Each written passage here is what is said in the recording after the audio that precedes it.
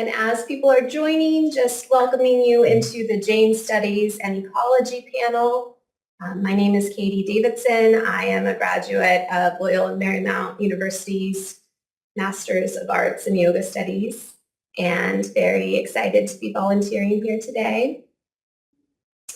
And so we'll begin with Tushti Chopra, who is with NALSAR University of Law in India, who will be speaking on biodiversity governance in India, a study from a climate change perspective. And so welcome whenever you're ready, Tushti.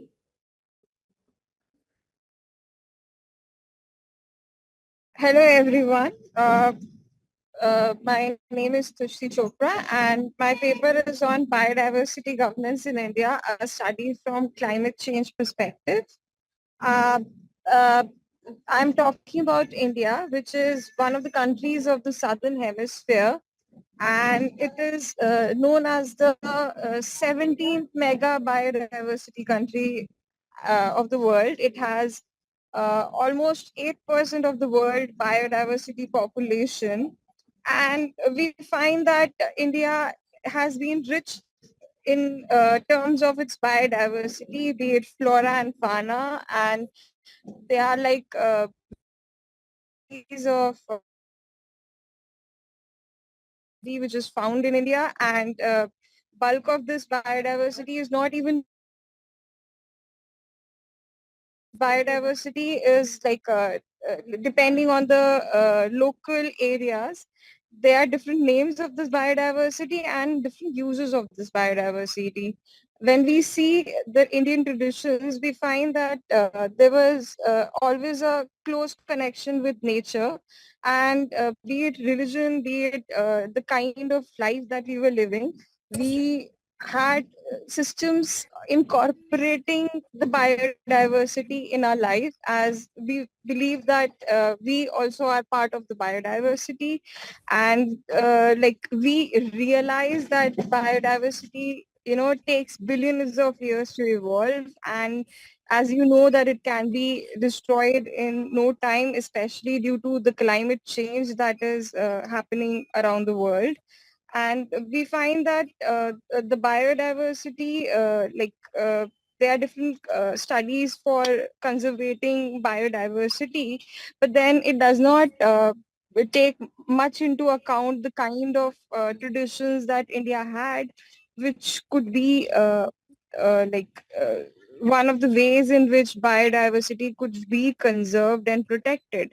For instance, we have a system like near the temples, we had planted certain trees like the people tree, which is known to give oxygen even at night. Then we have certain trees which are worshipped, certain plants which are worshipped. So we used to keep them with, in the Indian household. We had certain animals which are, not domesticated, but then they were considered sacred. Like, for instance, we have the Hindu religion, which considers, a lion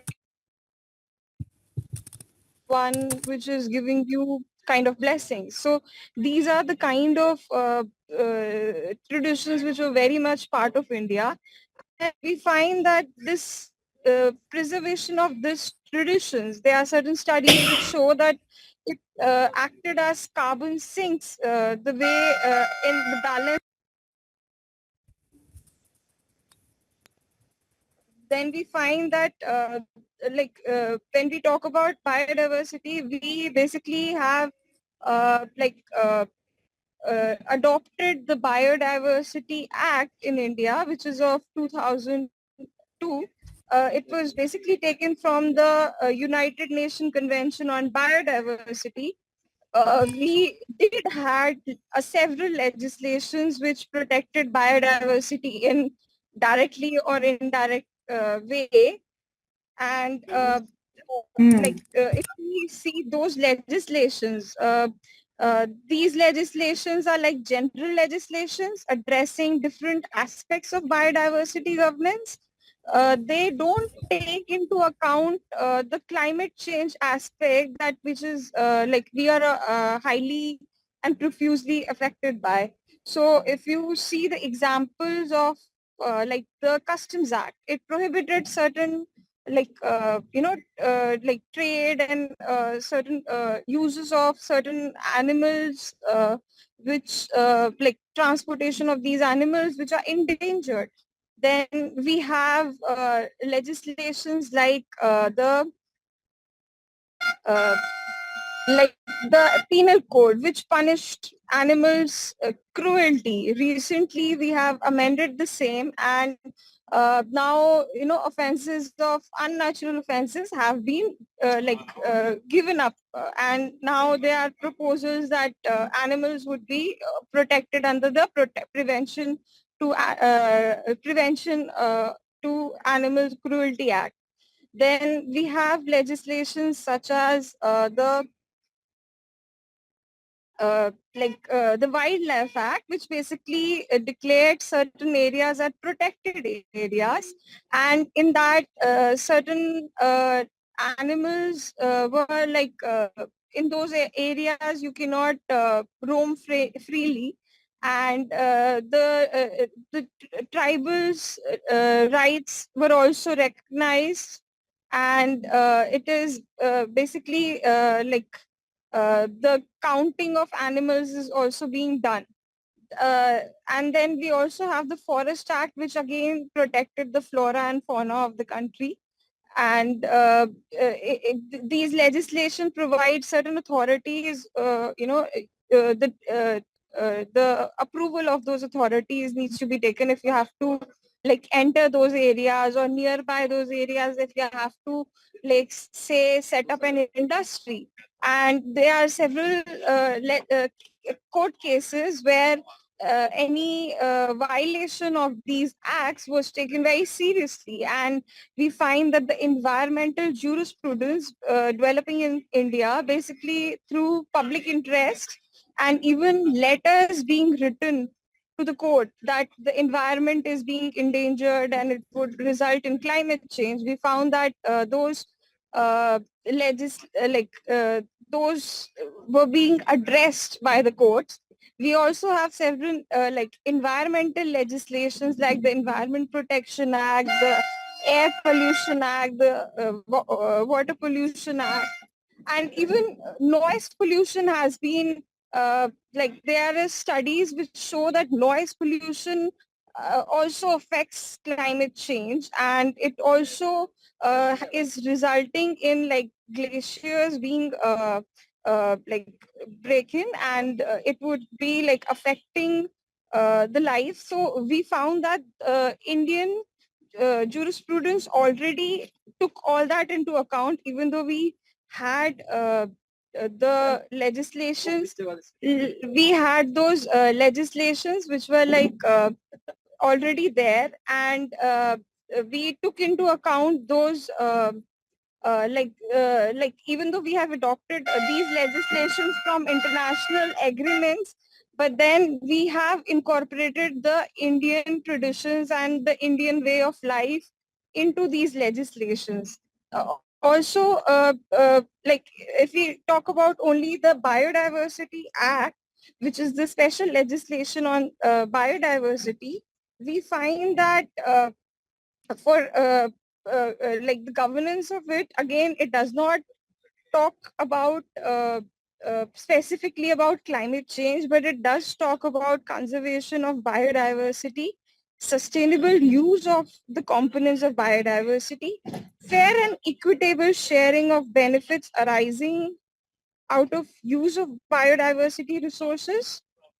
And in order to carry out the provisions of the Act, there are certain authorities which have been set up. We find these authorities basically is like the National Biodiversity Authority, which is at the central level, which is the main body controlling the entire thing. Then we have the State Biodiversity Board. We also have biodiversity management committees, which are at the local level. And we also have allowed the local communities tribes and all to reap the benefit sharing from biodiversity. And we find the various convention like relating to benefit sharing or the Narogya protocol, we find that that also has been given way in this legislation. We do find that uh, like for if there is a dispute with regard to biodiversity, then we have authorities like the Green Tribunal, which is a special tribunal relating to uh, biodiversity disputes. We also have the High Courts of the state as well as the Supreme Court of India, which is at apex level, which can deal with issues relating to biodiversity. Apart from that, we also have the district courts, which are entertaining cases as the legislations I have mentioned right now, just before mentioning the Biodiversity Act. We do find that uh, there are certain amendments which are being carried out on certain legislations. For instance, the Nuclear Act of India has incorporated system of carbon trading, which, as you know, that allows us to like bargain on the pollution or the carbon created by earning certain credits or points. And we do find these addressing to climate change specifically, though as I said, there is no special mention of like climate change anywhere in any of the legislations. uh, we do find that the way in which these authorities under the Biodiversity Act is supposed to function is basically in coordination. But because of so many legislations, we find an overreach of each act on the other, and often there is a confusion as to which legislation is to be like accepted.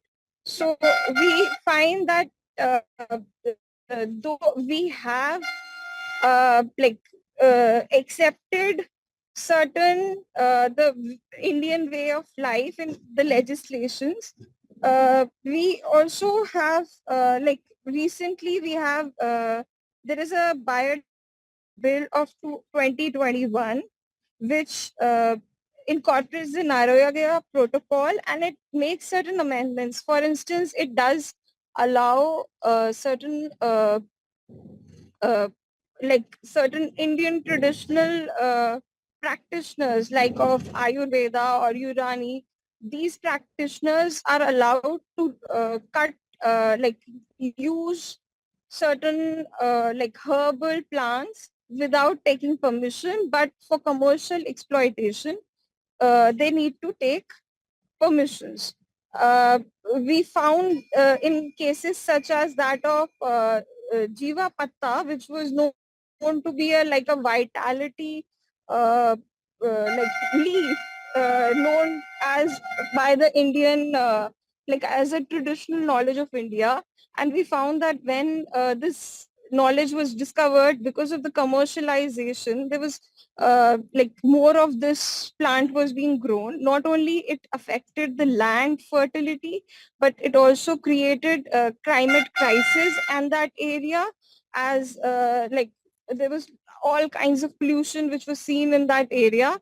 This being like used, there was a usage of plastic while packaging and distributing this vitality capsules that was made out of it.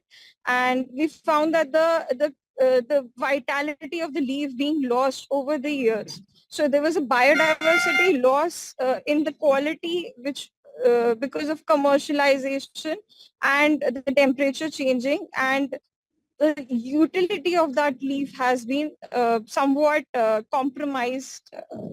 So we find that uh, there is also provision for like national library, which would be incorporating the different herbal plants and different like uses of these plants which were traditionally known to us.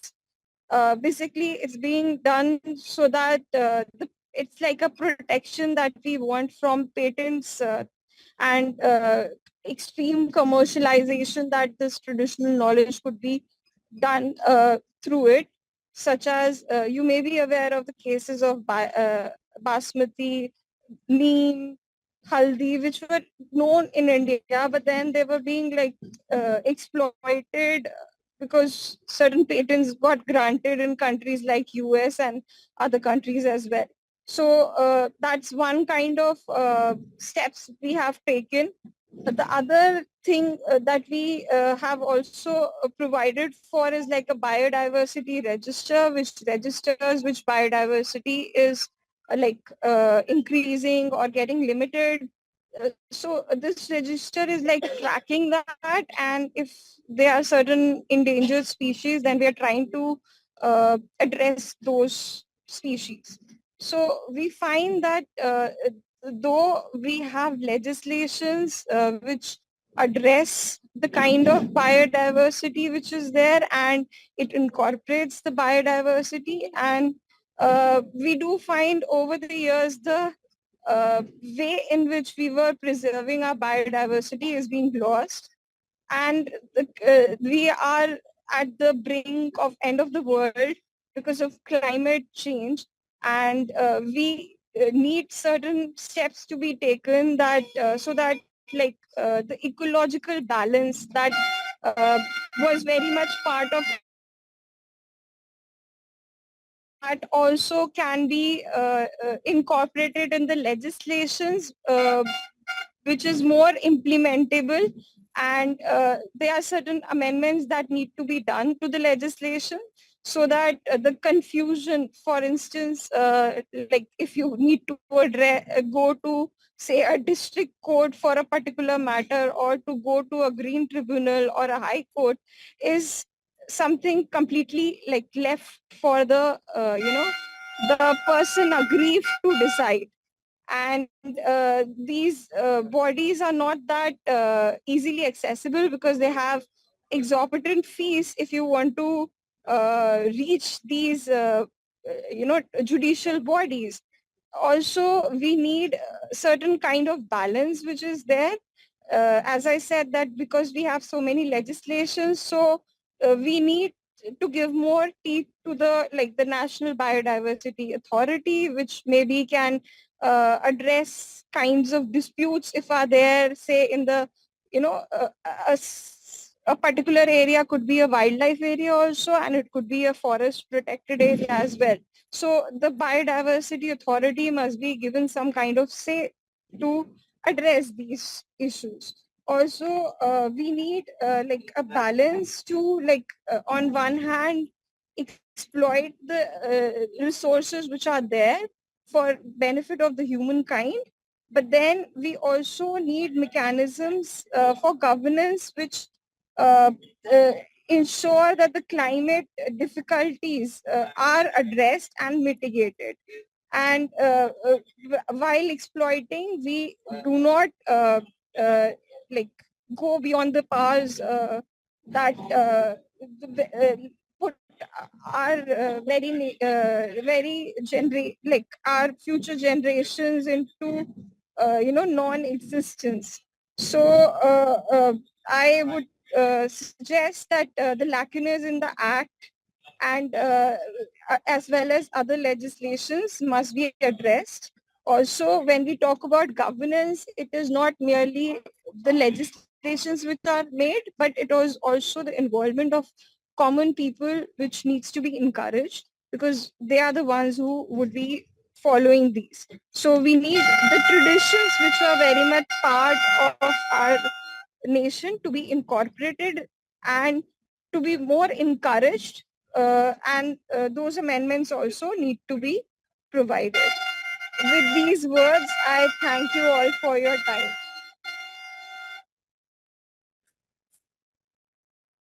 Thank you so much, Tushti. Well, does anyone have a question or response before we move on to the next panelist? So next we have Dr. Christopher Miller from Arihant Institute, who was also my professor at LMU. grateful for that, of course. And he will be speaking on contesting freedoms at the Berlin Wall's East Side Gallery, translating the visual message in Narendra Kumar Jain's mural, The Seven Stages of Enlightenment. Thank you, Katie. And it's good to see you. And it's good to see everyone. Thanks for moderating our session here. So my topic isn't exactly about ecology, although I guess you could extend some of the things in this to ecology. But I'm going to be presenting a draft of a paper, which is a draft of a book chapter that I've written about this wonderful mural that you see here on the Berlin Wall, Narendra Kumar Jain's 7 Stages of Enlightenment. And so I'm going to briefly go through this chapter with some slides to really show you what this mural is about, and would love your feedback on this. So I allow you all to take darshan from this beautiful mural here. So the artistic language is an ineffable language, which many intellectuals do not even understand. Art is the silent language of the heart, in that it communicates only heart to heart, asserted Narendra Kumar Jain in 2021. Jain said this during an interview about his contribution of the mural, The Seven Stages of Enlightenment, to the Berlin Wall's popular East Side Gallery in 1989. There you see it there. Along with this ineffable language of art, I was immediately captivated by the entangled layers of history, politics, and culture, which his mural also clearly conveyed, and which I begin to disentangle here. Maybe you can help me. Even as Jain emphasizes a universal yogic message and the apophatic nature of his mural, he found himself directly engaged with Cold War politics and the international artistic culture operating on both sides of the Berlin Wall before and after its fall. To consider Jain's artistic creation as merely derivative of this social context, however, risks missing how he harnessed it in order to visually communicate to his public audiences in Berlin his own Indian culture's situated yogic truths concerning what comprises freedom and enlightenment.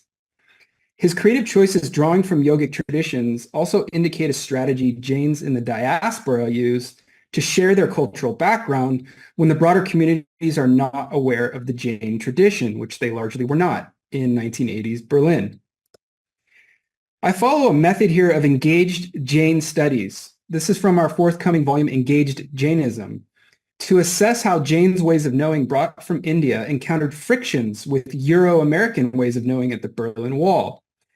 Engaged Jain Studies adopts Anna Singh's notion of engaged universals and frictions to account for the culturally productive outcomes that occur when universal Jain principles engage new cultural terrain and wherein Jains attempt to in some way promote their culture.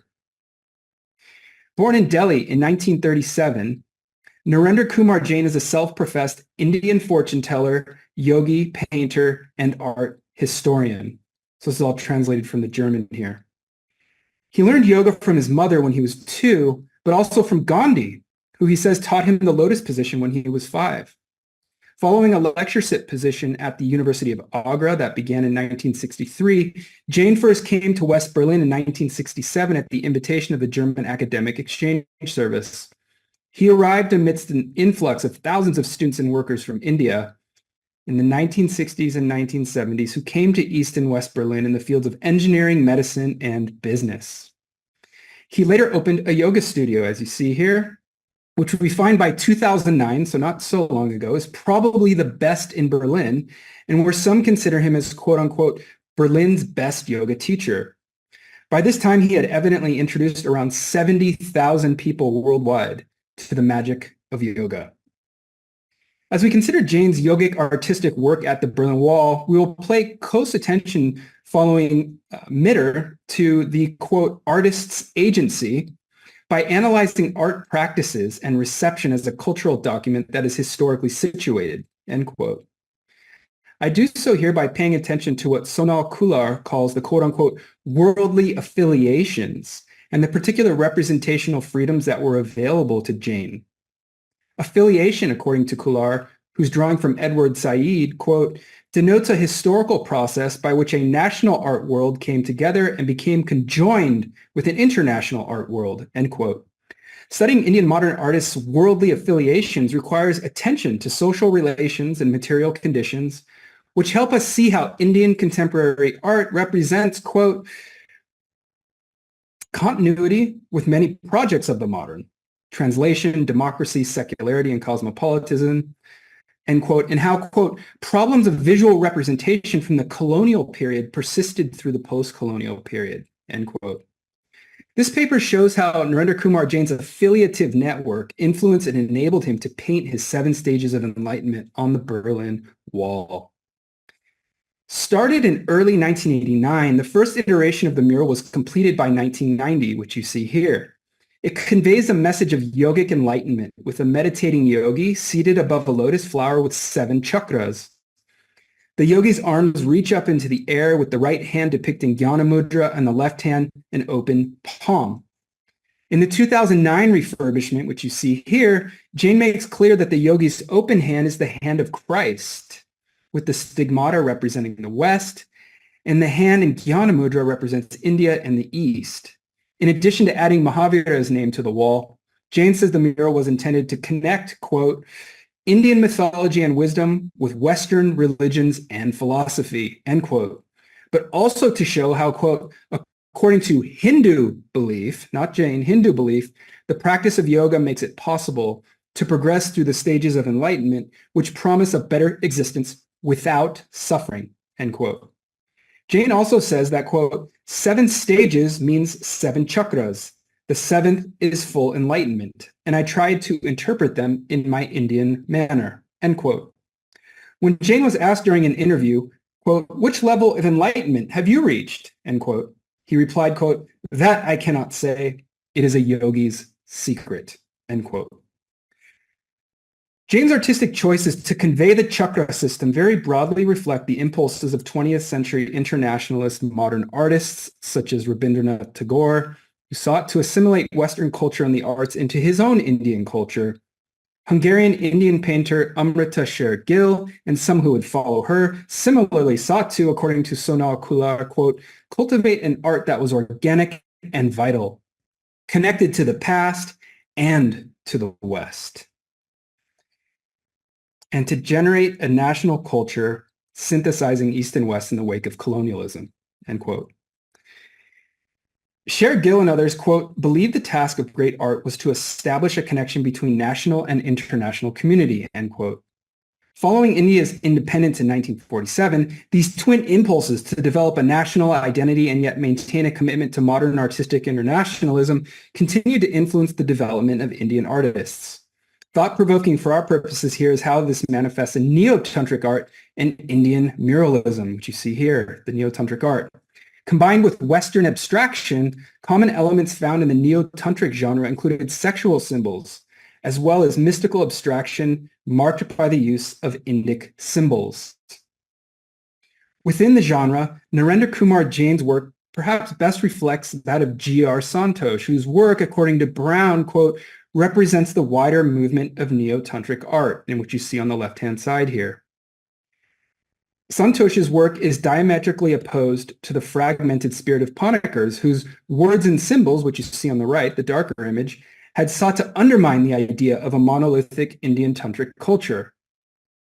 Characterizing Santosh's paintings is instead, writes Brown, a, quote, philosophical interpretation committed to the purity of metaphysical categories, wherein the objects, symbols, and practices apparently transcend time and present a unified South Asian cultural heritage, end quote. Santosh had a, quote, universal yet Indian conceptual and visual well from which to drink, and he and the other neo-tantric artists found an idiom that allowed them to tap into the constructed authenticity of Indian spirituality so popular in Western culture in the late 1960s and early 1970s, end quote. While Indian artists were contending with the simultaneous sentiments to develop a respectable art within the secular, reason-driven space of enlightenment, neo-tantric artists still maintained a commitment to the spiritual, iconic, and religious. During the same period that neo-tantric art emerged, Other Indian artists were inspired by early 20th century Mexican muralism, intended to educate the illiterate public concerning the history of Mexico following the Mexican Revolution. Indian artist Satish Gurjal had studied muralism in Mexico, actually, with the famous muralists Diego Rivera and David Siqueiros, both of whom you see pictured here, in the 1950s. Following Gurjal, Indian artists, including Subramanian and Mukherjee at Kalabhavan, also began to use murals as a way to engage with the larger public in India. Subramanian's mural project, The Wheel at Gandhi Darshan, for example, quote, evokes Gandhi's ideal village republics through a wheel, connoting at once the Dharma Chakra and the Charka, end quote. That is Kular speaking. Subramanian undertook such projects in the 1960s and 1970s in the face of India's accelerated development, aiming toward a synthesis and the conjoining of the opposed forces of tradition and modernity. A crucial transition begins in the 1980s, where Indian art is meant to create a conscious intervention into global and not just Indian history. Trained in art history in India and Germany, Narendra Kumar Jain emerges at the Berlin Wall at this point to paint his mural. His work presents an internalized, right-handed neo-tantric approach to enlightenment, visually materialized in his 7 chakras.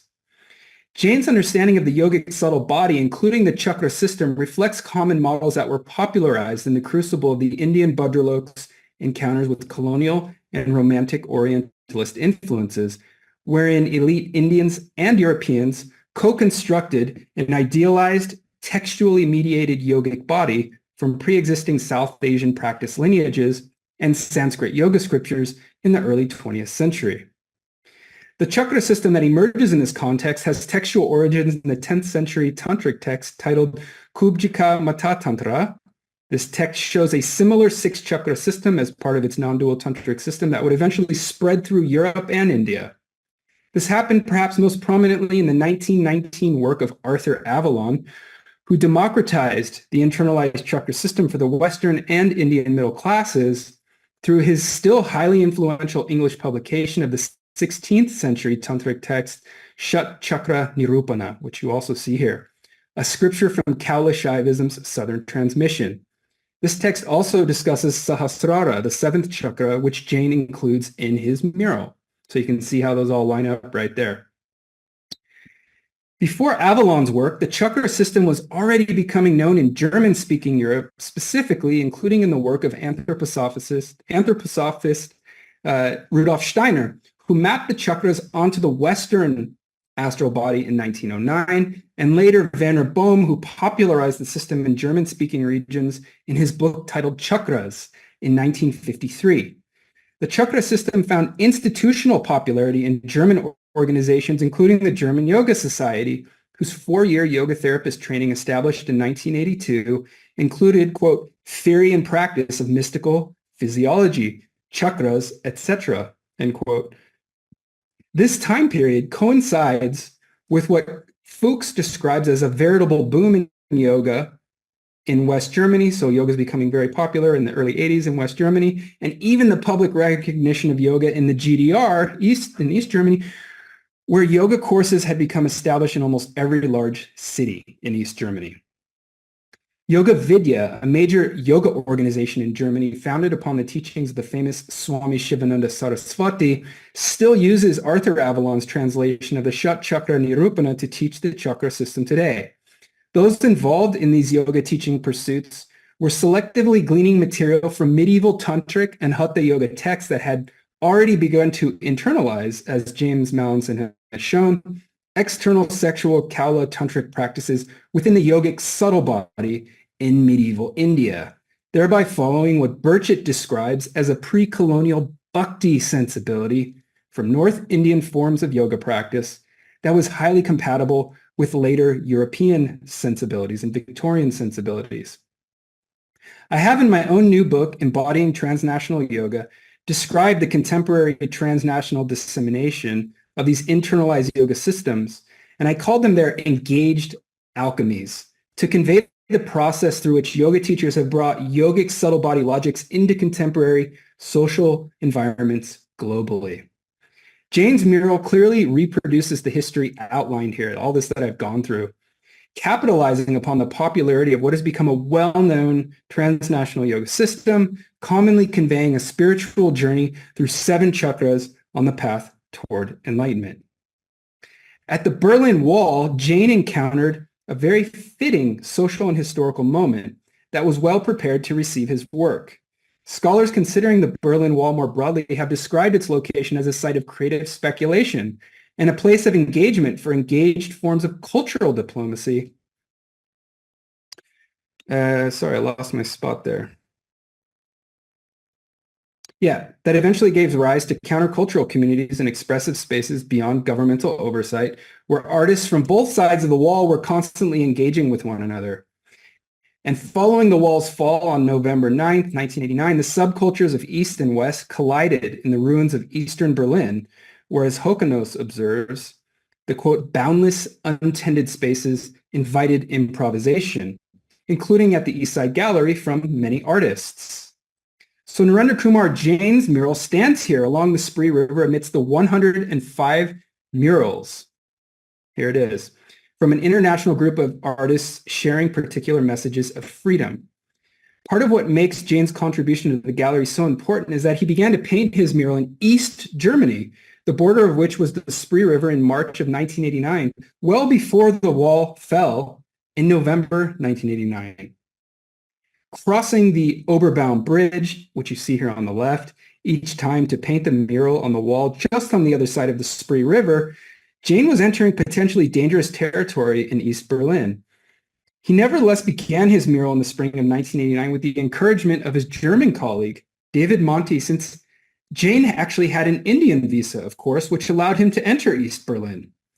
These enabling factors are significant as they demonstrate the complex international political landscape in which Jain was working and how Jain's work was particularly enabled through his quote-unquote affiliative network, drawing from Kolar again, that had depended on him as an Indian artist to help accomplish the gallery's goals. Jain was a perfect candidate to help get the project moving before the wall fell, since, of course, India belonged and still does to the non-alignment movement, through which many formerly colonized nations refused to side with either the United States or the Soviet Union. This political situation made it much easier for Indians such as Jain to acquire a visa to study and work in both East and West Berlin without the kind of fear or prohibitions that members of Western nations often had. Aware of Jain's special status as an Indian citizen, West Berlin German David Monti invited Jain to join the open-air mural gallery project that he was co-organizing with an East Berliner named Heike Stephan. Monti had personal connections to the border guards and encouraged them to allow Jain to cross to East Berlin to begin to paint his mural. So, all of Jain's worldly affiliations that I've outlined so far in this paper clearly enabled him to paint his mural. You see all these things that contributed to this mural coming to fruition. As Kolar shows, Edward Said's notion of affiliations encourages us to focus on these social relations and material conditions that show how Indian modern art is constituted by the world. The world allows this to happen in various ways, allows Jain to come to the Berlin Wall and paint this.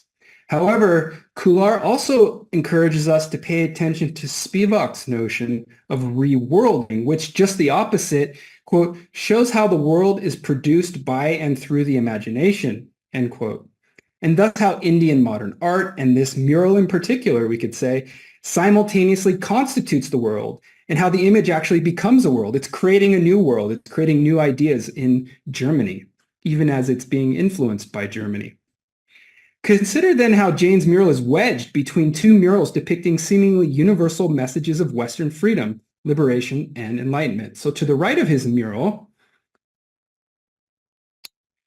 we find Italian artist Fulvia Pina's Hymn to Joy, the express intention of which is, quote, to remind everyone that all people are born free, but many have to live in bondage, end quote. To the left of Jain's mural is a space that reserved for the message from the United States. So here we are to the left of the mural.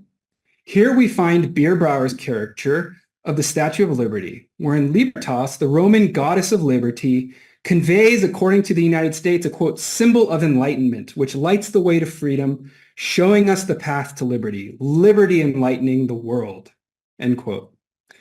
So these two murals that are on both sides of Jain's at the East Side Gallery celebrate ideas of freedom that are, of course, born from the European and American Enlightenments, which had also produced the seemingly universal, but now very fractured pursuits of Western modernity. Jain's mural, situated as it is here, entangles his own universal yogic notions into the mix.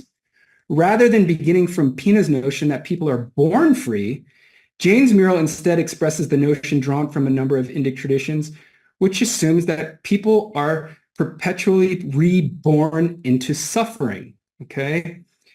That's an assumption of all the Dharmic traditions. We aren't born free, we're born into suffering.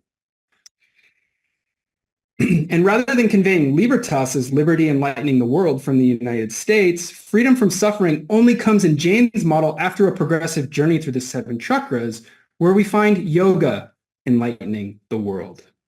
Judging from Jain's inclusion of Christ's hand on one side of the mural depicting the West, and the yogi's hand on the other representing India and the East, the yogi in Jain's 7 stages of enlightenment in this mural achieves a form of universal yogic enlightenment that now unites the colonially constructed binary between East and West. But also consider how East and West take one further and perhaps more specific meaning in Jain's work. As the two seemingly opposed worlds of East and West Germany remain divided by a slab of concrete, surrounded by danger, Jain brought yoga's popular unifying message to the second position in the East Side Gallery right after the United States in 1989, but even before the other artists were able to begin their work. Jain thereby depicts yoga's universal path to enlightenment and unification through the structures and representational freedoms that were mediated and provided for him there by Monty and all the people he was working with, his Indian visa. And these were very much constituted by Germany's and India's past and present. But, and I conclude here, remember he's a fortune teller. So the fortune teller yogi's mural was also prophetic insofar as it seemed to be constituting and reworlding, creating a message of future German unity months in advance of the wall's fall, as well as yogis and yoginis' apparently never-ending pursuit of the 7 stages of enlightenment, a tradition his current yoga students pictured here continue in Berlin today. So there you see Narendra Kumar Jain in the middle in one of his interviews, and then you see one of his prominent students, Steffi here, who has another yoga school in Berlin, who learned from him and continues to teach the yoga that she learned from him in Berlin today. Thank you, and I look forward to discussing with you.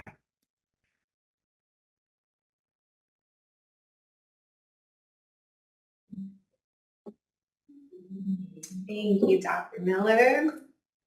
Does anyone have a quick question or reflection? You can also put them in the chat and we can answer at the end, but if there's anything right now, just following the presentation, feel free to either unmute or you can raise your hand.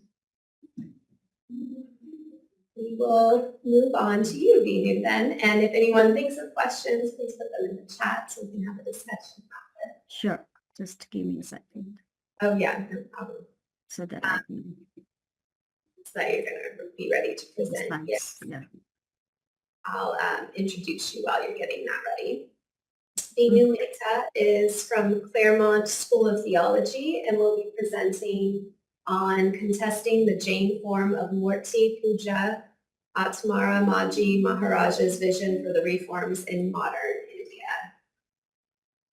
Thank you, Kathy, and good morning to all. If people are participating from India, then very late good evening.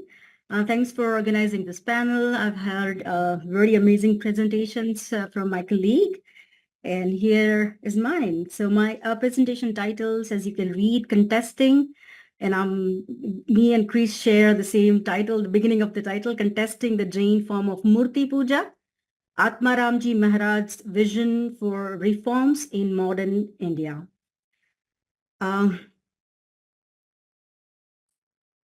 For Atmaramji Maharaj, the Jain form of Murti Puja, that is image worshipping, is absolutely related to the core essentials of Jainism and thus embodies Jain doctrine, values, and offers a sense of identity to the Jains.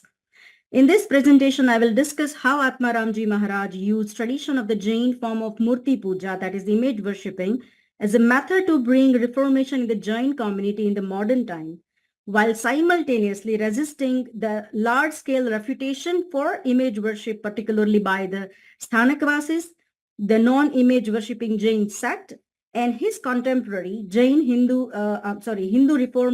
Reformation leader Dayananda Saraswati of Arya Samaj. Arya Samaj is a Hindu Indian reform movement during the pre-independence period in India. For this presentation, I use Atmaramji's two writings, the Chicago Prashnottar, that is the Chicago Question and Answer, written around 1892 and 93, and the second book, the Agyan Timir Bhaskara, that is the Light Maker Amid the Darkness of Ignorance, which is written in 1882, and several accounts of his life and work available from various sources. My regular visit to Jain Atmanand Sabha Bhavnagar, which is named after Atmaramji Maharaj, a Jain library, a publication house, and home to many old scriptures, quickly attracted my attention to learn more about who is this Jain mendicant leader, whose inspiration has led to the construction of many Jain libraries across India and specifically in Bhavnagar. As I started to explore life accounts of Atmaramji Maharaj, I soon discovered that he played a significant role in linking tradition to the modern time in several ways, but particularly for the preserving or fortifying Murti Puja in the time of crisis or chaos in India. While Javed Chand Meghani, a very prominent author and folk historian from Gujarat, wrote a short eulogy to Atmaramji on his centennial anniversary in the year 1936, praising him as a Krantikari, that is revolutionary Jain sadhu born to a Punjabi Sikh warrior father, he was given an honorary title of Punjab Kesari, that is the Lion of Punjab. This gives us a glimpse of his popularity within the Gujarat and Punjab circle.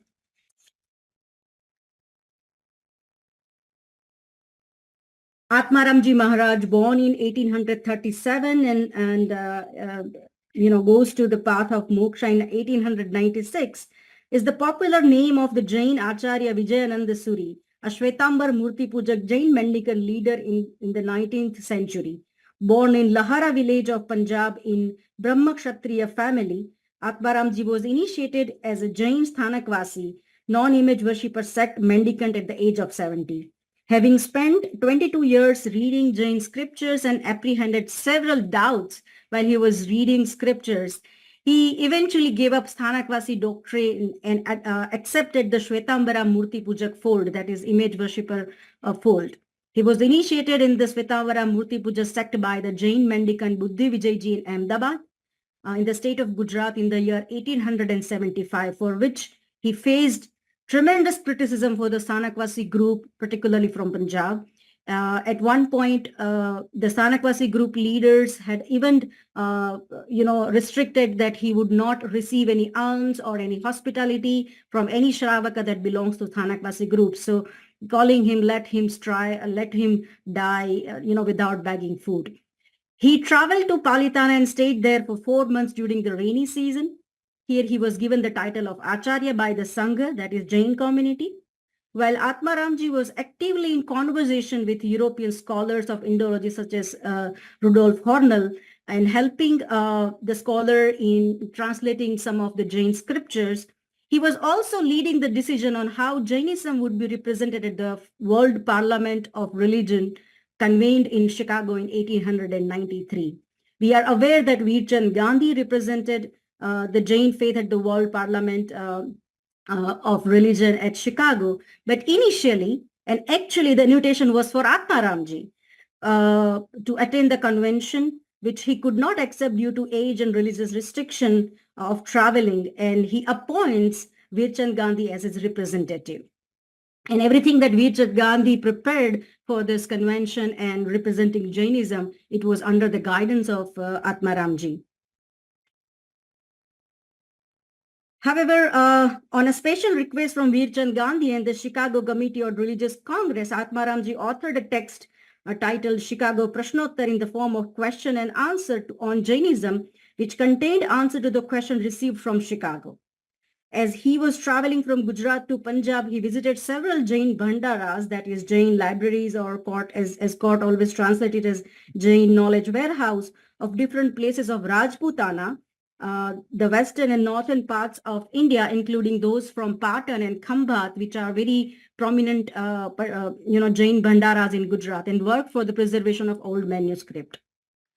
Now, while most religious traditions were experiencing chaos and working on a large-scale reformation in the period of British-led colonized India, Jain mendicant leader Atmaramji also observed that the Jain tradition were facing several challenges. According to him, the Jain tradition was corrupted in the sense that Jain community members, both lay and mendicants, were fragile in many ways, such as they were absorbing Hindu influences in practice, lacking a sense of unified identity, demonstrating incompetency to comprehend Jain values from the scriptures. However, for him, the most crucial task was to restore the understanding of the core or true Jainism among the community members, as the tradition faced resistance from various internal and external sources, specifically in the state of Punjab. For example, the Jain ideals of Murti Puja, image worshipping, have been often refuted by the Sthanakvasis, and especially his contemporary Hindu Reformation leader Dayanand Saraswati of Arya Samaj. Under the influence of Dayanand Saraswati of Arya Samaj, many lay Jains such as Lala Lajpat Rai were joining the Hindu Reformation movement, leaving the Jain tradition behind. And at the same time, voices of Sthanakvasi promoting the non-image worshipping fold of Jainism were actively spreading through Punjab and western parts of India. Having observed the need for the reformation and defending the tradition of Jain image worshipping, Atmaramji immediately linked both the aspects together in a single thread of re-establishing the ideals of Murti Puja. For him, the project of reiterating Murti Puja would solve double challenge. In the presentation that follows, I will discuss what all methods and arguments Atmaramji employed in restoring the Jain form of image worship. So first point that I could identify from his entire method and project was the image worship in accordance with the Jain scriptures.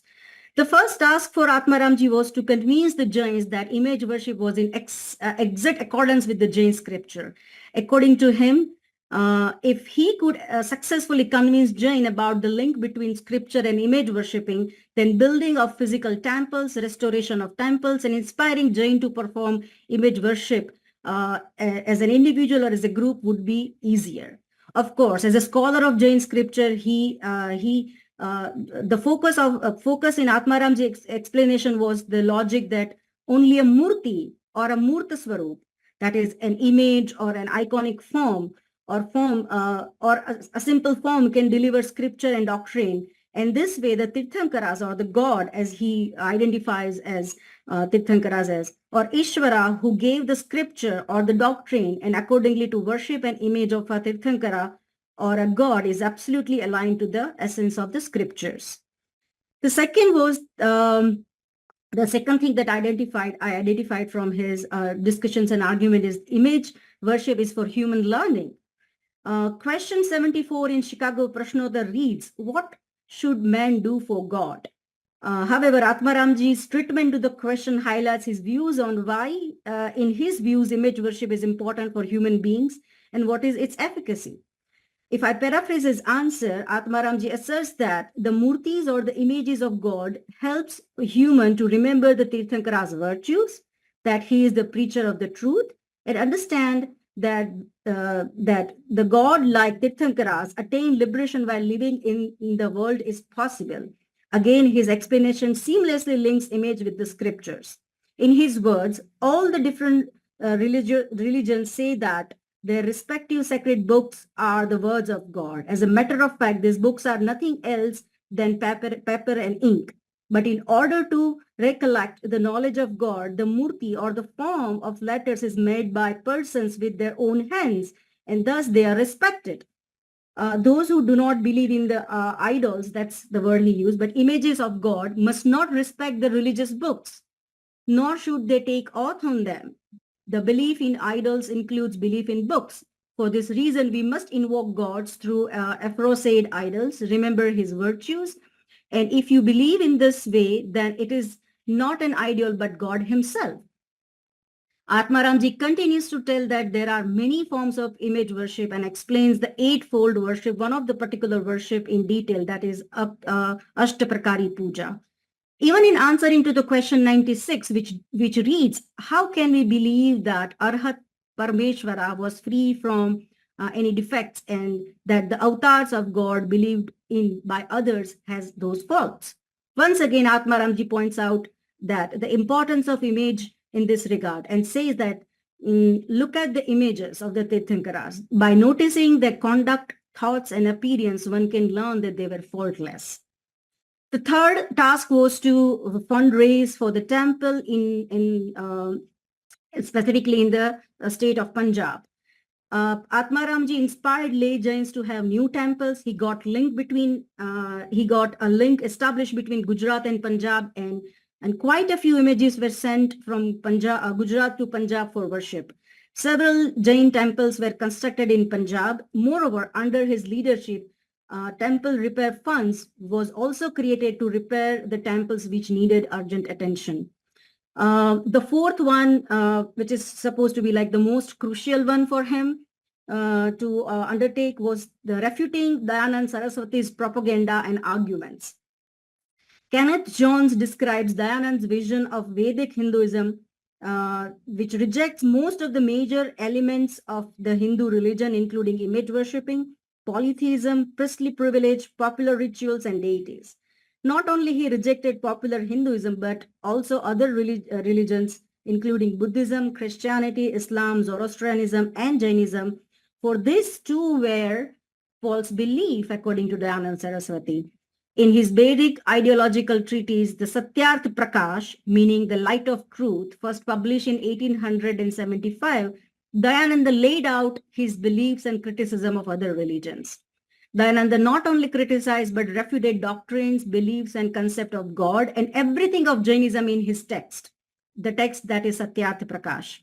He emphasized, or in a form accuses, on Jain's role in introducing image worship in India.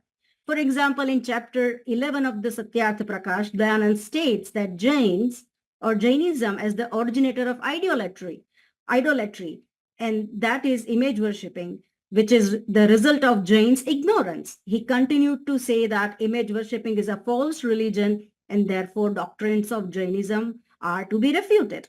Chapter 12 presents criticism of the Jain faith, and he writes, I quote, being puffed up with pride, they rolled in luxury.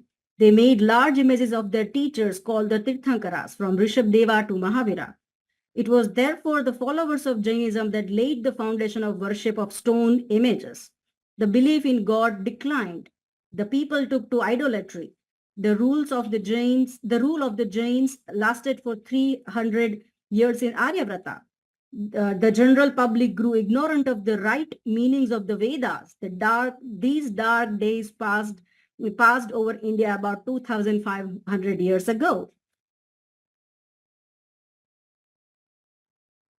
Now that Dayanand's belief and popularity grew very strong and stronger, particularly in the northwest regions such as Punjab, and on learning about the criticism of Jainism in his text, Atmaramji too decided to respond to the criticism, for which he wrote the text, Agyan Timir Bhaskar, that is light maker amid the darkness of ignorance, in the year 1982. As you can see the date, it follows Dayanand's book. Agyan Timir Bhaskar is a 330 pages text and contains two sections, in which the second section describes essentials of Jainism, and the first section entails Atmaramji's criticism on the Dayanand's views and response to his refutation of Jain faith. There are a total of 8 content topics that mention the name Dayananda, with particular themes such as criticism on Dayanand's belief, Dayanand's false view on Jainism, imaginary interpretation of Vedas and Hinduism by Dayananda, hypocrisy of Dayananda, and Dayananda's iconoclasm. To begin with, Atmaramji's criticism, Atmaramji criticizes Dayanand's interpretation of Hindu tradition and Vedas by calling it a highly subjective and false. According to Atmaramji, an individual who can't understand his own text can't judge other tradition. Then Atmaramji condemns Dayanand for openly calling Jainism a tradition of false doctrine and even for identifying Jainism with Charvaks. The topic of Dayanand's iconoclasm is of special interest for this presentation. Rather than discussing ideals of image worship in Jainism as he did in Chicago Prashnotter, Atmaramji chose to analyze Dayanand's concept of formlessness or Amurta God in revelation of Vedas. Atmaramji's aim was here to establish with argument that any form is divinity. Any form is divinity cannot remain without a form or a body, that is Murta. Central to his argument is that no Vedas can be revealed or spoken without a form or a divine body, in opposition to Dayanand's claim that God is formless. Atmaramji elaborates that can anyone speak the Vedas without a mouth? If there is a need of a mouth, it cannot be without a form or a body. Next, Atmaramji points to the graphic model of Vedic altar of fire sacrifice that Dayananda includes in his work, that is Satyat Prakash, to teach his followers about the Vedic Hinduism, and argues Atmaramji in his words that Dayananda uses this akriti or this form or this graphic, that is a murti or an image, to explain, and then he rejects image worshipping. Is this justice? End quote. If a subject of a fire cannot be explained without an image, then how is it possible to understand the knowledge of God without a form or an image? Quote ends. The debate between Atmaramji and Dayanand even takes a legal turn. Following Dayanand's criticism of Jainism in his Satyarth Prakash of 1875, Jains determined to take help of a lawsuit section 298, the section that defines the deliberate intention of wounding the religious feelings of any person. Under the leadership of Atmaramji, Lala Thakurdas Mulraj, a Jain committee member from Gujranwala of Punjab, now in Pakistan, wrote a letter to Dayananda through the Bombay law firm Smith and Frere, alleging that he had written the first edition of Satyarth Prakash with the deliberate intention of wounding and offending the religious feelings of our client and other followers of the Jain religion, and thus grossly insulted and offended their religious feeling. The client in question, Lala Thakurdas Mulraj, demanded that Dayanand either proves these injurious claims in court or issues an apology. Dayanand did neither. Instead, he hired another firm, Payne and Gilbert, to reply on his behalf, explaining that he never intended to wound anyone's feeling, but would voluntarily amend any errors in the second edition. However, instead, Dayanand added disclosure statement in the subsequent editions that he had never meant to hurt anyone's susceptibility or to hurt feelings of any person. He did not change any content. Thakurdas, under the leadership of Atmaramji, continued to send letters to Dayanand demanding facts and sources for his views in the Satyarth Prakash about Jainism, Murti Puja, connecting Jainism with Charvaks, and so on and so forth. The debates and the letters communication were endless. And in August 1882, Thakurdas published the complete correspondence as a printed tract titled Dayanand Saraswati Mukh Chapetika, meaning a slap in the face of Dayanand Saraswati.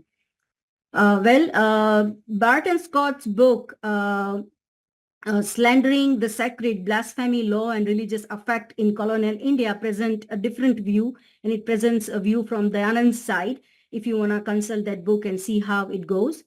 But in short, in this presentation, I discussed how Jain medical leader found the task and the project to bring the Reformation, but core to it was his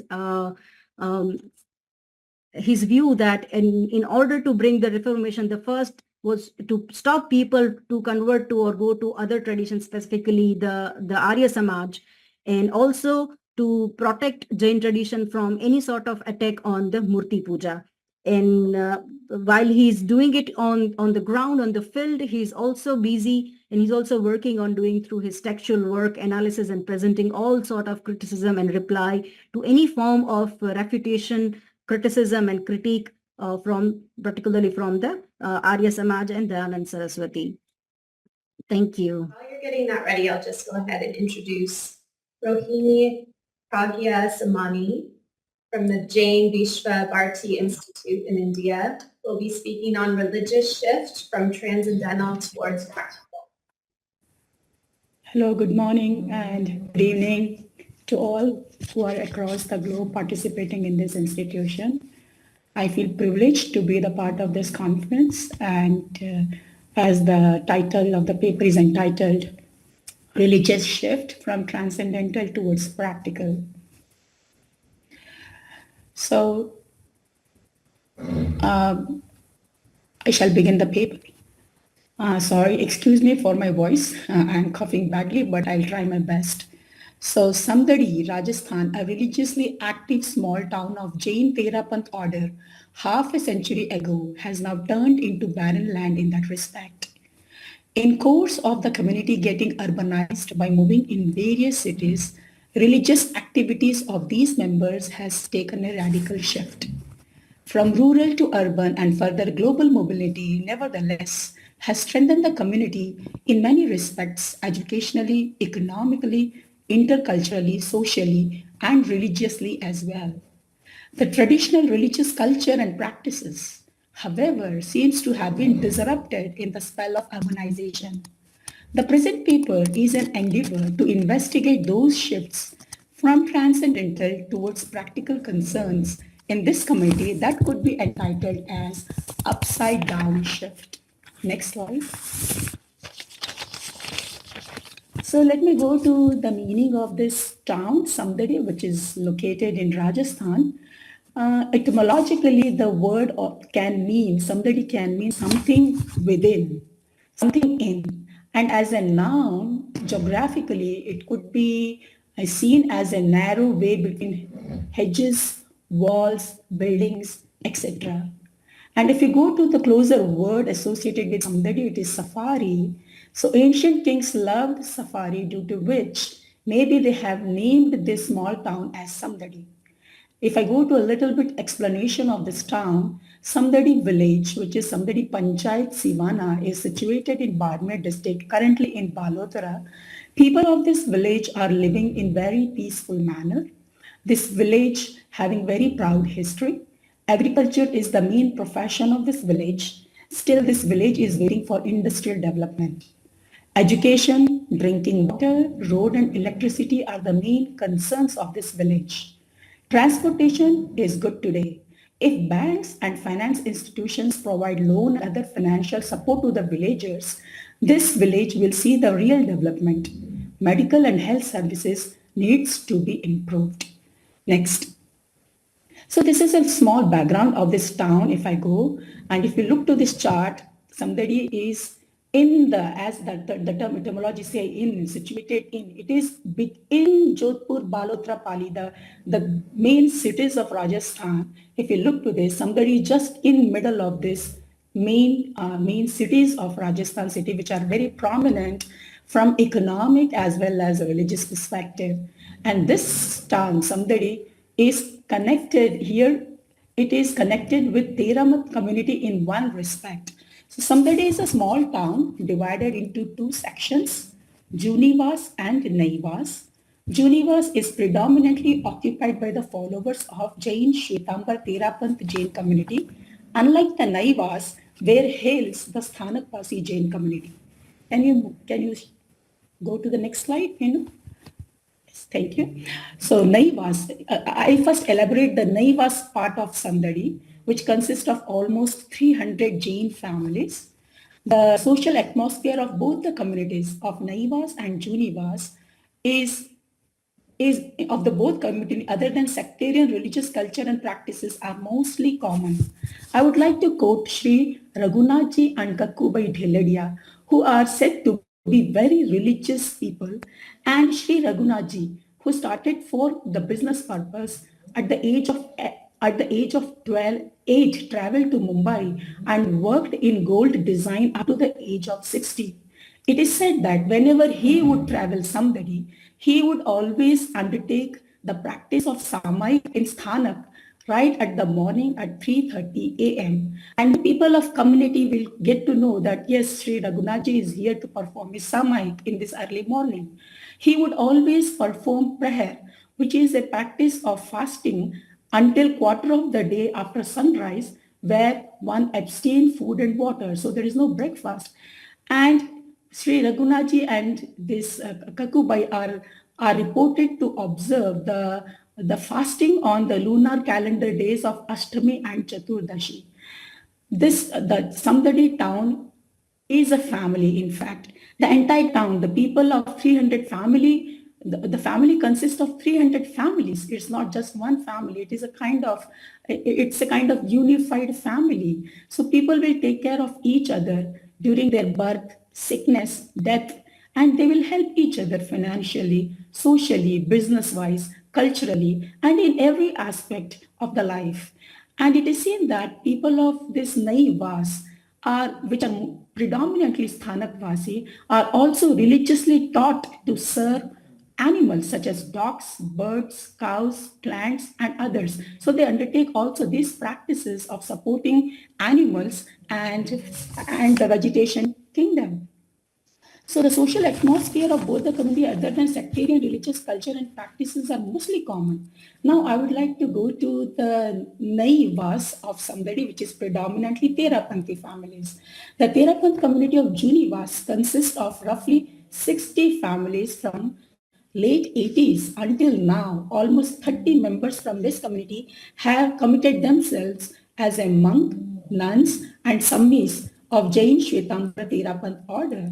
So total of 360 families of this small town, though live a very simple life, religious life, are very peace-loving, and at the same time, they are very educated and learned as well. So if we look to the historical background of Samdadi Junivas community, they are most of the kids are educated in government schools through Hindi medium, so they know Hindi language. Their religious life is super active, because if we will go further and see that how the chaturmas are created annually and biannually continuously in this small town, and the lifestyle is mainly the town lifestyle, and the town lifestyle is further expanded through the culture of Jain values and Jain practices, such as abstinence after sunset and not before sunrise, and no movement after sunset, and many such things which are in affinity with the Jain monk lifestyle. And as a cultural part, the entertainment aspect that was enjoyed by the member of this part of this town, Samdadi, was mainly radio, and people would enjoy news and music through Hindi languages promoted by the Doordarshan part of the radio musicians. And the means of transportation was normally bus or a bullock cart kind of stuff, but people will mostly walk if it is not hard and fast for them to travel and use any means of transportation. And the local language of these people is Marwadi. So they use Rajasthani Marwadi, Jodhpur and Sivanchi Malani Rajasthani as their language. Can you go to the next slide, please? Yeah. So we have seen that in this Junivas, which is predominantly the Therapanth community that has held, it is that 4 months retreat that is called as Chaturmas. 50 Therapanthi monks, nuns, Chaturmas have been already conducted since 1926 until 1986. So this is a very strong historical record of how the people of this community and how just 60 families has managed to undertake the regular participation with the ascetic community of Therapanth order. Annually or biannually, the 4 months retreat of ascetics were held, which is the testimony of religious practices and culture to be very strong in this town. Kids, youths, adults, seniors, all would participate at varying degrees. The programs and activities would surround the Therapanth religious and philosophical tenets. The members of this town are well known for their tattva gyan and unshakable commitment. Can you go to the next slide? Yeah, so unshakable Pragad Shraddha. So the people are well known for Tattva Gyan and for their Pragad Shraddha and Samkit Shraddha. Mune Shri Agarchandji, in his Siddha Saral Bhajan, a book published by Shri Sej Ramji Ghevarchandji Mehta, and it was published in 1970, which is collected by Dhisulalji Velchandji Jiravla, and to which the foreword as Do Shabd is written by Bhavarlalji Jiravla, mentions the unique aspect of this town. Can you go to the next slide? Next, yeah. So this is the book which has been published in 1970 by this members that I have already said. And the book writes, forwarded by Bhavarlalji Jiravla, writes, O खेतर है खूब पुराणों तेरा पथ कहलायो श्रावक पक्का कबूहन डोले Shraddha Samkit Mayore. So Bhavarlalji Jiravla, in his foreword entitled Do Shabd for Siddha Saral Bhajan, writes that, which I paraphrase, Jain religious text expounds very simple solutions for the challenges humanity facing globally. There can be varied literature available for practical problems, but it's far difficult to get solution for spiritual problems. The enlightening songs written in lucid Rajasthani language by Munishri Agarchandji is a successful step towards fulfilling that lack. The aesthetic and spiritual force of Munishri Agarchandji awakened the youth's desire in 1969, and now in 1970 the work is published and made available and in each one's hand who wish to sing. So this is the preface written by, or a foreword written by Bhavarlalji Jiravla in 1970 that has been published. Can you go to the next slide, please? Next slide. Yeah. Okay. So the practical part, the religious practices that were undertaken by the community member, and in whose practices we see how religious teachings given through sermons have been placed in their everyday life. So if we look, the practical aspect of Avadhana teaching became very prominent, which is a kind of mathematical practices or a kind of supersensory knowledge practice displayed by the monks. And the second important aspect that was running in 1950s with the independence of India was the Anuprat movement initiated by Acharya Sri Tulsi. So monks and nuns who would come for retreat here would teach not only to the Jain community but also to the local community about their mission of promoting de-addiction and anti-tobacco missions, and they were very successful in spreading the message of being addiction-free town. And if you look to the cultural part, the mourning practices during death was very strong and were continued for many days. Women especially were not allowed to go out. They would put black robes. Their faces are masked. So monks and nuns who would come here for the 4 months retreat or for the Chaturmas would talk about these practices and try to empower women in various ways who were simply like child, who were married at the age of 15 or at the age of 20, and to be put into the corner of a house because of being because of the demise of their husband is very disheartening. And so they would try to bring the shifts in this kind of practices through their religious ceremonies and try to empower women in every respect. If we look to the practical part, monks and nuns have also contributed in educating through reading practices, through writing practices, through speaking practices, by giving opportunity through plays and singing part, devotional song practices and participation. Encouragement would allow people of the community to come and talk in front of the family member and the community members. And the monks and nuns who would visit here for their retreat, and other than retreat part, which is called as the Sheshkal Pravas, they would also talk to family harmony. They would try to devote their time and energy in order to set up family harmony and the marriage system to be free of conflicts.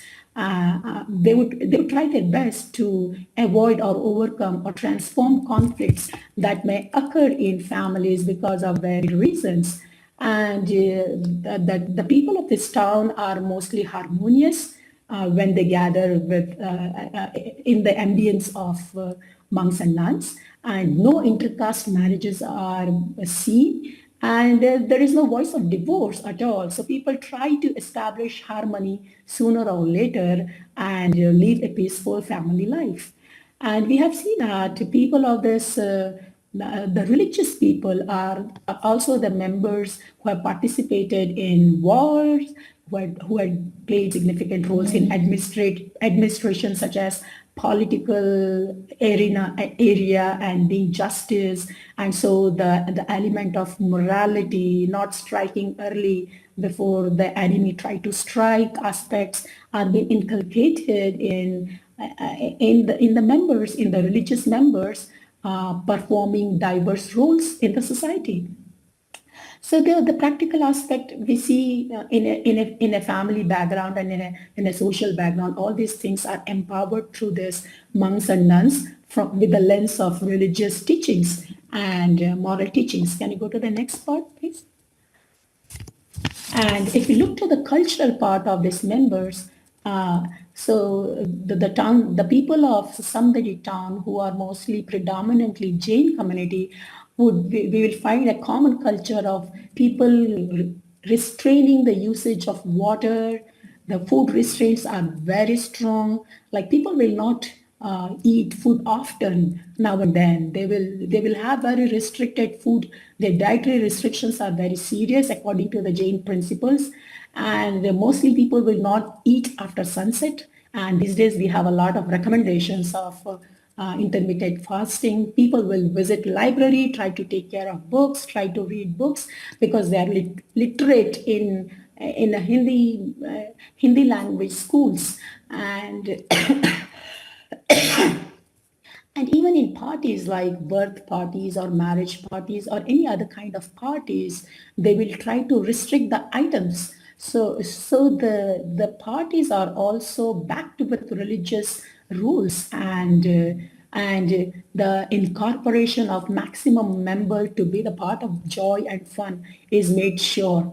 And when it comes to religious platform, they will undertake various kind of performances through skits, having Jain models like the Jain Ramayan stories or a lot of stories associated from in a Jain context, and try to bring those morals to the people in a very performative way.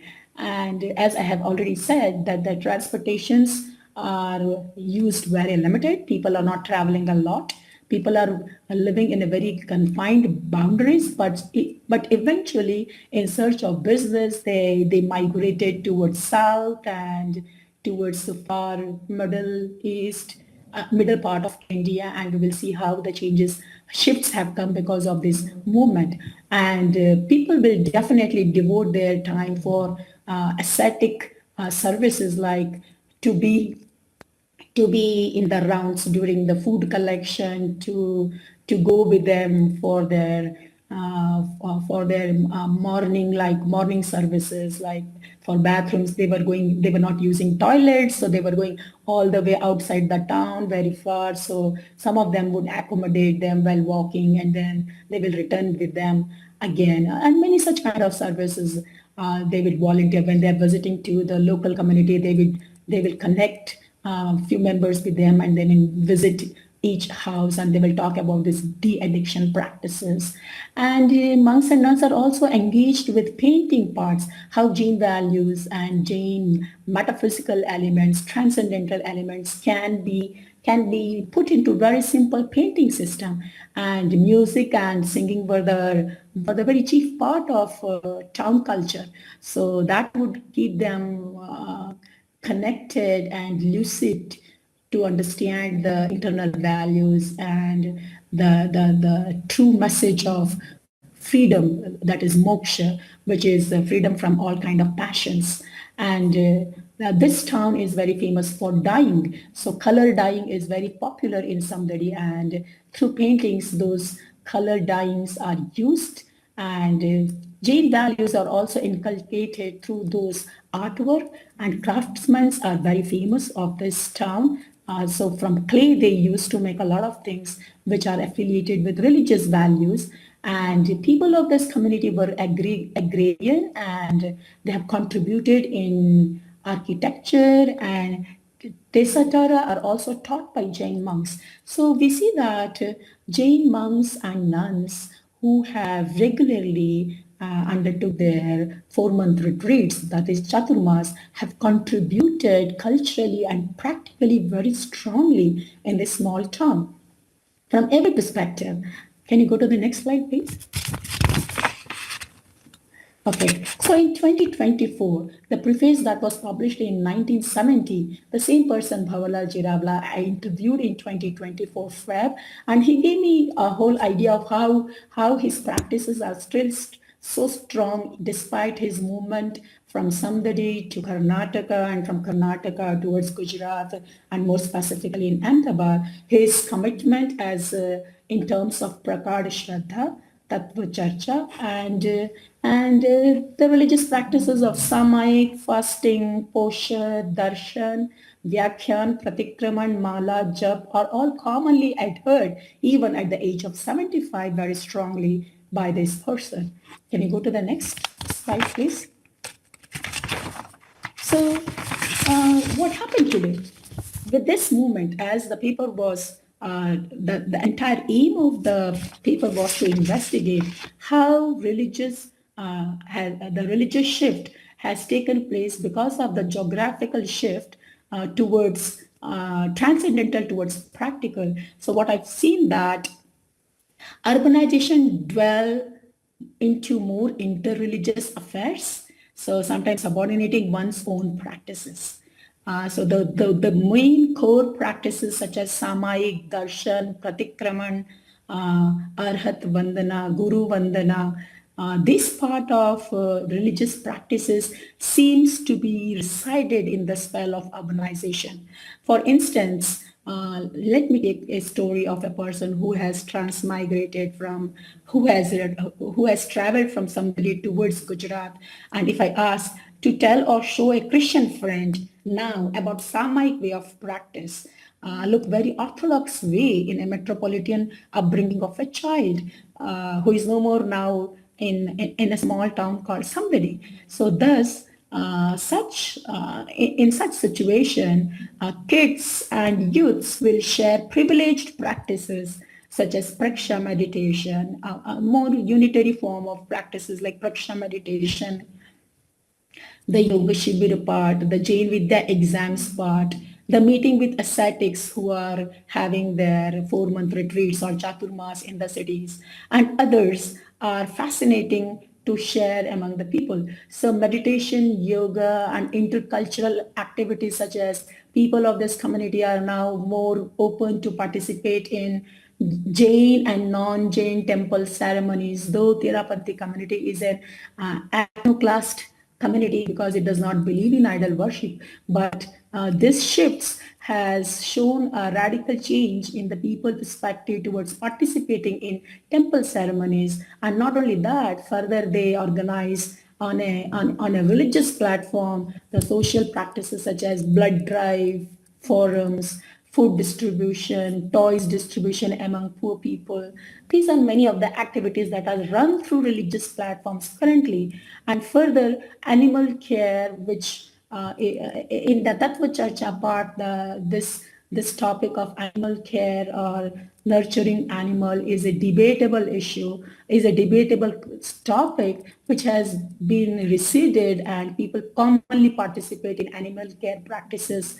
And the tap and the chap part are also undertaken in the way it is comfortable for people to undertake. And a lot of forums are religiously established with their own dress code, like the Mahila Mandal, like the Yuva Parishad, the Gyan Shala Prasikshak, the Upasak. All these forums, varied forums of religion has developed in these few decades, and we see a more structured and modern part of Jainism evolving with the shift in the location that has taken place. So fasting, water abstinence, after sunset, no bathing kind of practices in urban setting looks very harsh and sometimes outdated ways because of new scientific discoveries, and the more emphasis on hygienic way of living shows that how these traditional practices showcase absence of education or kind of sometimes illiteracy in modern terms. Thus, traditional religious practices have receded in new setting, and new ways such as meditation, yoga, and intercultural aspects of uniting and working for social forums have become so active, are taking shape, making religion more structured and modern. So this is a shift that I perceive. Thank you. Thank you, Rohini, and thank you all for your unique perspectives and contributions to this panel. Let's put it up for questions now. And let's see, Venu, did you want to start with your question that you put in the chat for Tushti to kick us off? Yep. Yeah. Great, thank you.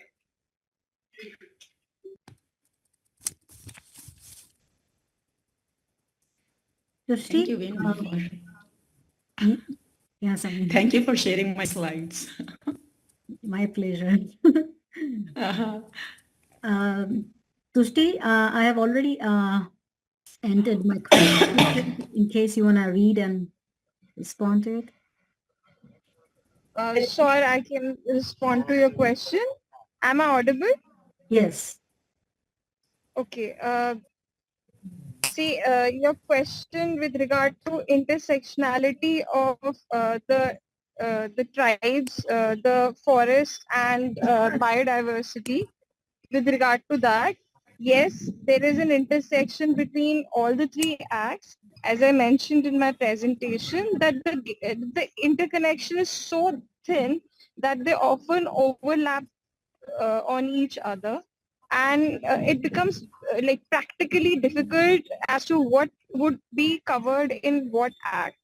And when we talk about, say, like the Forest Act, we find that there is a provisions for like the persons who are basically dwelling on forests, like the tribals or the local people who were like taking care of themselves by using the forest produce. Even though we have laws that prohibit, say, even picking a stick, or dry leaf from forest. That is the kind of extent that the laws prohibit us from in the forest area. But then there is a protection for the tribals that you can use those produce, and we often find that they are like whenever these rights are being trampled by, say, the forest officers, then we find protests by these local and the tribal people, that because their livelihood, their like right to life is completely dependent on the forest.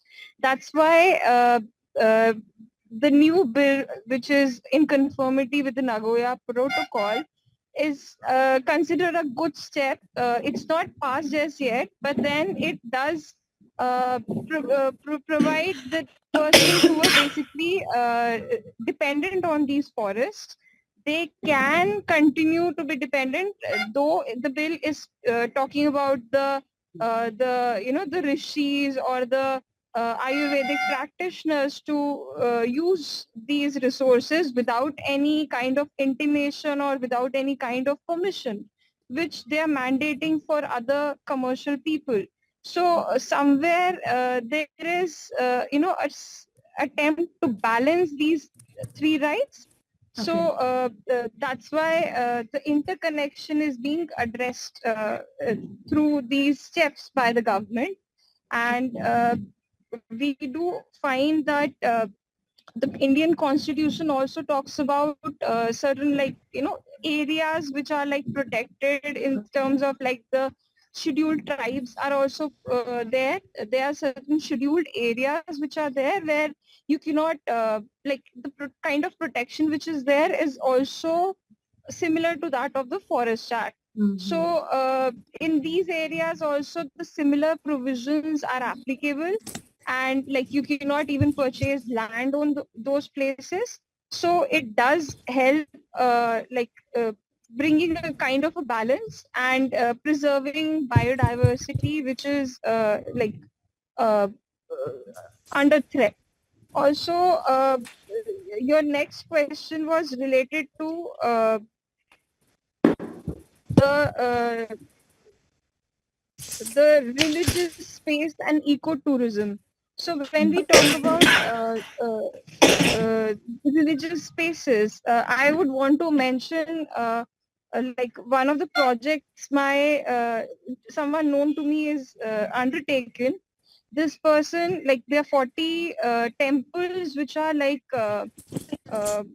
under this project, and these these temples, like the area around these temples is now being used for like growing certain herbal and medicinal plants, which are like even sacred as per the Indian traditions. And these they were like I'm told that there are around 90 such plants which were identified, and persons are like asked for purposes of like when you are visiting a temple as a tourist, you can even donate and have like a stone engraved with your name that you have donated a tree and you have brought like life to it, and these plants also you can donate for these plantations. So this would help bringing like promoting ecotourism. On the other hand, it will also be using the so-called vacant religious space which was there, and it would be promoting like the religion which is as such there, uh, because uh, plants and all which basically had sacred significance.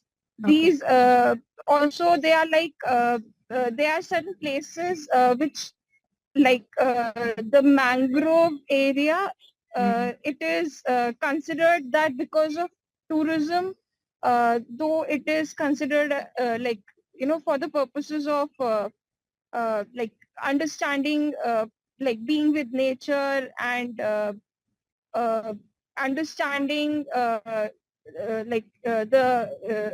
biodiversity which is there.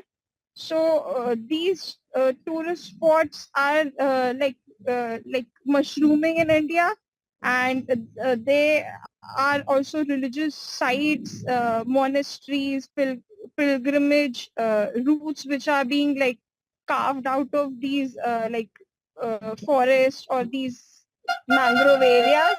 But then again, because of exploitation which is there, these areas are like under threats, and we need something like a balancing act where religion, the example that I gave in the beginning, that we can use such kind of like initiatives which would bring about a balance, because there are other issues also, such as like water management or like community involvement or use of like certain sacred things which are there for religious purposes, like certain ceremonies, because some religions stress on certain kinds of ceremonies which are there. So those ceremonies should be like again balanced. Another example I can give is like certain temples, they are using like, the flowers which were being offered to these temples, they are being used for making us incense sticks. And we also have certain other products which are being made. So because of ecotourism only, these because of tourism, be it religious places or the diversity which is around, this products are having significance, commercial significance. I would say a humble submission is that we need to find balance in both the aspects that you have touched upon. Thank you. So thank you for your question. Hope I was able to answer your question. Thank you, Tushti.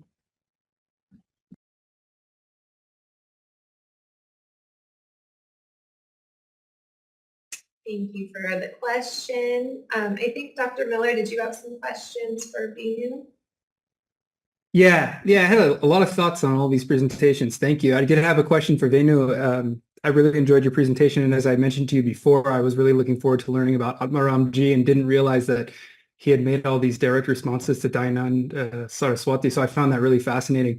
Help me understand, I was trying to see what makes Atmaramji's, so he's engaging Jain scriptures, right? Obviously, Murti Pujika scriptures to kind of make an argument for why, if I understand right, image worship is okay even still today, and And so what part of his arguments that you're reading are new or modern, and or how is he connecting kind of the scriptural to the moment? I know he's debating with Dayananda Saraswati, but are there other particular elements of the arguments he's making that make them new in a renewed kind of way in his particular contemporary moment with regard to the other things that are going on in the world, in India or wherever?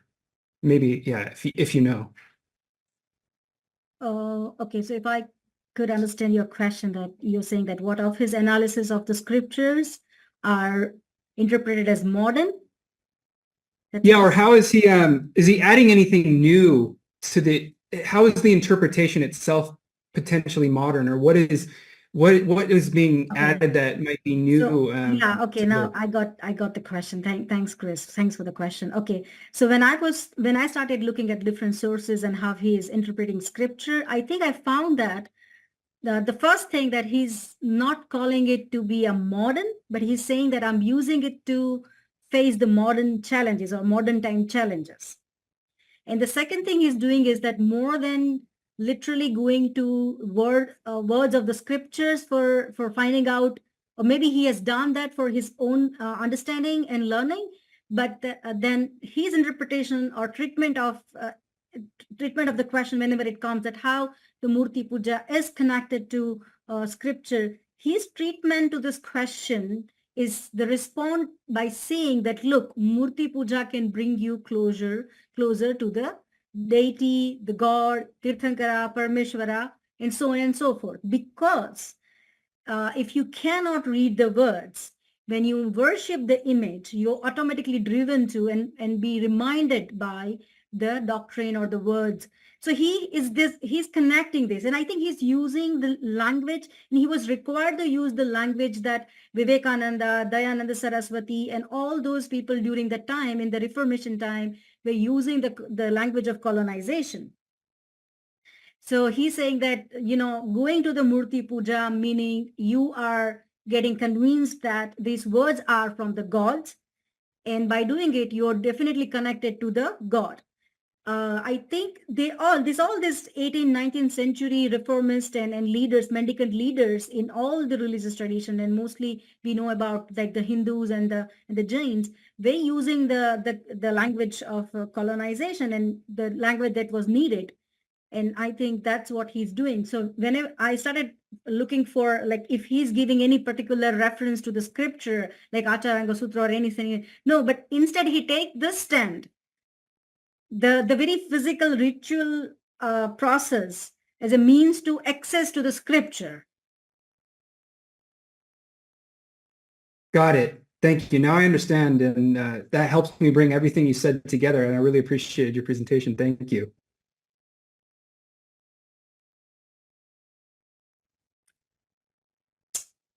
Thank you. Does anyone else have any other questions for any of the panelists? It looks like Rohini might have gotten kicked off. Yeah, I have a question for Chris.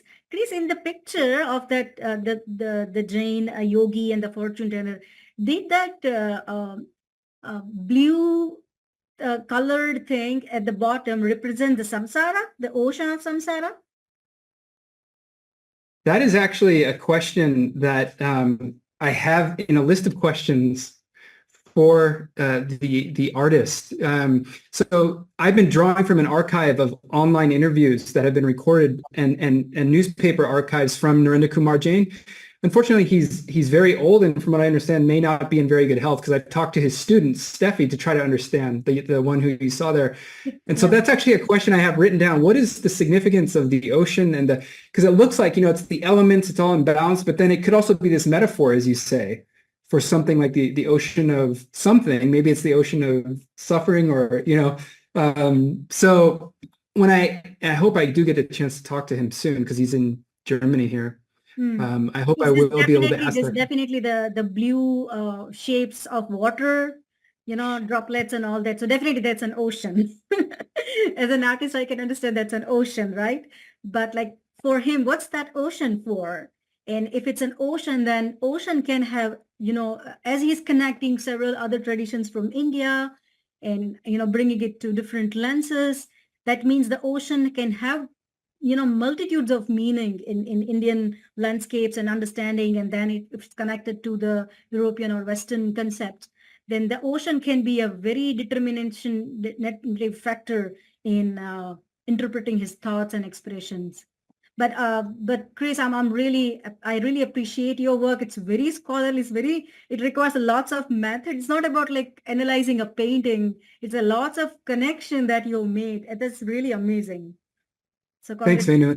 Thanks for that question. And I would I wrote. definitely like to learn more about the ocean aspect of the painting and how he connects it to his expression as well as his philosophy and analysis.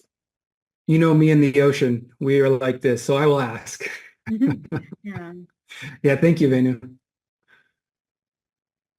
And I had a question for Samani, but she left. I had a question for her that she, in one of her slides, because, when I was sharing her slides, it's like half of the slides were covered by all the presenters' faces. But there was one point in which she's written that the mourning and the black robes for women. And I wanted to ask a question pertaining to that. That is she saying that this has been changed, replaced by some other thing, or because she's referring to Rajasthan and Marwads, and I believe that in Rajasthani culture, I guess mourning, women are supposed to wear black clothes instead of white when it comes to mourning. So how is she connecting that? So I wanted to ask her that question. Maybe I can write to her.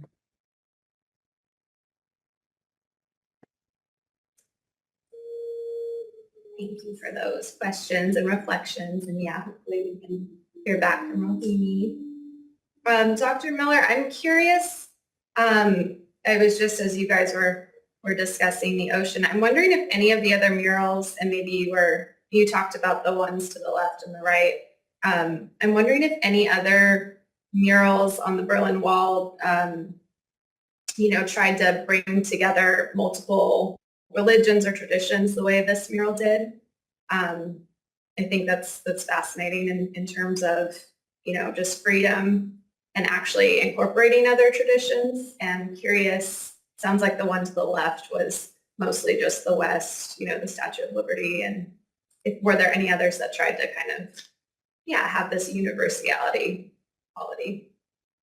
Yeah, really good question, Katie. There's so many amazing murals on the East Side Gallery, which is like one of the remaining sections of the Berlin Wall, right? That stands, I think there's 105 that are there. And many of them are by Western artists who have sort of Western ideas of what freedom means. And when I saw Narendra Kumar Jain's, I went, wow, that's telling a very different story of what freedom is, right? And enlightenment, what it is.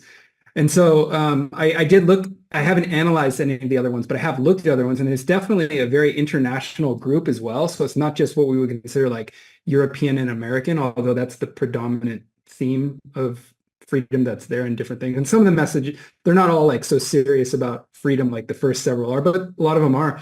But there are other ones like from Asia. I know that there was a Japanese artist who did one depicting, I don't know, I have to look at it more carefully, but depicting other ideas, right?